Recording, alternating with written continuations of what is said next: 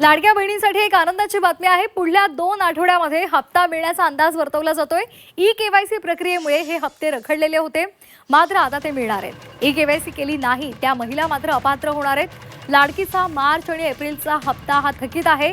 E-KYC करण्यासाठी 30 एप्रिलची अंतिम मुदतवाढ दिली गेली होती, त्यामुळे आता ज्यांनी केवायसी केलेली नाही त्या मात्र अपात्र होणार आहेत। तर लाडक्या बहिणींसाठी एक आनंदाची बातमी आहे, कारण 2 आठवड्यामध्ये हप्ता मिळण्याचा अंदाज आहे। थकीत हप्ता हा रखडलेला होता, मात्र आता ई-केवायसी पूर्ण झालेली आहे, त्यामुळे ज्यांनी ई-केवायसी केलेली आहे त्या लाडक्या बहिणींना हा हप्ता मिळणार आहे। पुढल्या 2 आठवड्यात हा हप्ता मिळेल असा अंदाज वर्तवला जातोय।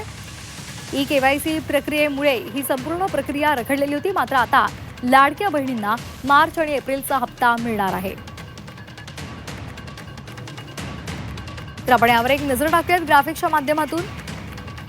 मार्च आणि एप्रिल महिन्याचा रखडलेला हप्ता हा मिळणार आहे। आर्थिक वर्ष आणि ई-केवायसीमुळे हा हप्ता रखडला होता।